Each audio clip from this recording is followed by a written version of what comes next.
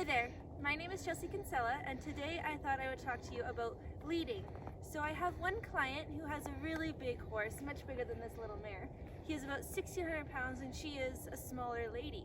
And we can't have these horses running over top of us because we will not win that battle. We will die or get hurt. And it's just not a fun thing that I want to try to win against a 1,600 pound horse.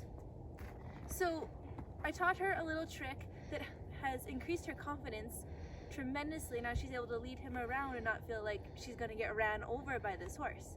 So how I lead my horses, and it's kind of up to you on how you want to modify this, but I make sure that they have quite a bit of slack so that they're responsible for this area, because they are fairly smart creatures. Don't walk on me. They're fairly smart creatures and they can be responsible for some of their stuff. We don't have to micromanage them. So if we're going about, walk backwards.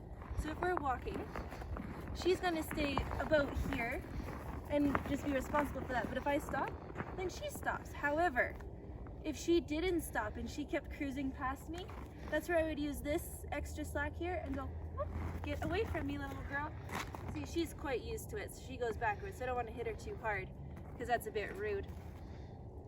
But you just get them out of your space, and you might have to do it pretty hard at the first bit because he's unsure of what to do because he's been allowed to run over you all those times. So then if we're walking again, you know, we're just walking along, it's good to test. Does she go backwards with me?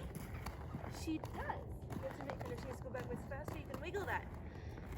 So we just want to make sure that these horses are aware of our space and treat us much like a fence post. If you act like a fence post, then they probably won't run over you, because my horses don't generally run through a fence because they know that won't be moved. So if they know that they can't move you, then you'll be the same as a fence. If you are always moving around them and they're making you move, then they're gonna realize that they can move you so that you're not really, your space doesn't matter. They can just run you over and you won't win against a 1,600 pound horse.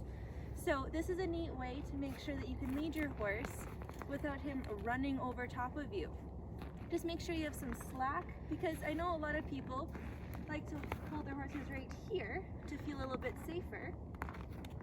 But in the event she spooks, she could come right here over top of me, versus if she's back here a little ways, and I've had them spook, but she can go that way, she can go that way, or she can run in front of me. And she knows that she just can't run on top of me, so her shoulder won't be blowing over top of me if you're right here. See, like if something spooks her from behind, her shoulder is right here to get me. And she's small, so it probably won't hurt too much, but with those big boys, like that's gonna hurt a lot. So that's kind of how I lead these horses, to make sure that I'm gonna be safe and that if something spooks them, I won't lose that battle. So I hope that helps, and I'll talk to you soon.